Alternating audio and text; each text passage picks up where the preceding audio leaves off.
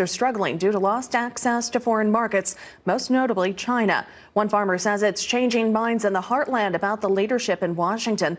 RFD-TV's Sarah Mock reports. Well, a number of issues have sorghum farmers from across the country keeping their eyes on Washington over the next few weeks as farm bill and trade issues get themselves sorted out. We're lucky to be joined by Dan Bloss. He's the president of the National Sorghum Producers and also a farmer from Nebraska.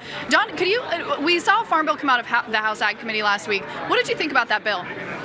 Well, I like the looks of it. I think it's very good.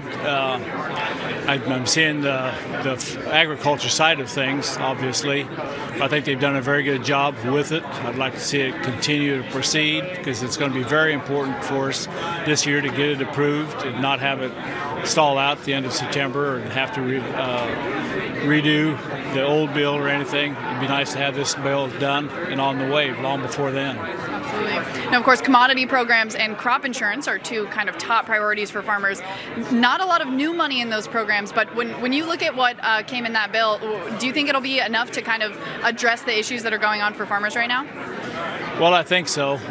Like you said, we're limited on money, but the crop insurance side of things, I don't think there's been very much of any changes at all. So that was our number one priority. On the commodity side of things, a lot of the farmers are looking for the opportunity to change, like from the ARC to the PLC program. Trade, obviously, a top concern for sorghum producers. We just saw some news out of China last week on some preemptory deposits.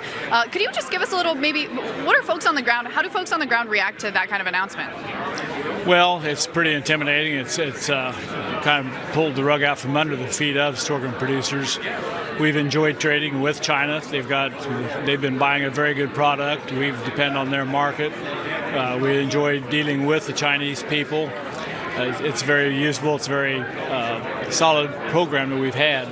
Now, I'm curious, when you're here in Washington talking to lawmakers, does it feel like there's good advocates for sorghum? Does it feel like there are folks here in Washington who kind of understand this issue?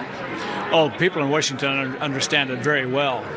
Our legislators are top of the line from Nebraska, and they're doing all they can, which is limited, to help the situation out. The USDA, actually the president's people, the trading companies are all working very hard for us.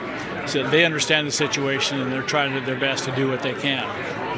Absolutely. Well, a lot of work left to do here in 2018, both at home on the farm and here in Washington with the Farm Bill and many other issues. Of course, we're happy to be joined by Dan Bloss. He is the president of the National Sorghum Producers, as well as a farmer in Nebraska. We'll have more updates for you from here in Washington throughout the week. But until then, back to you in the studio.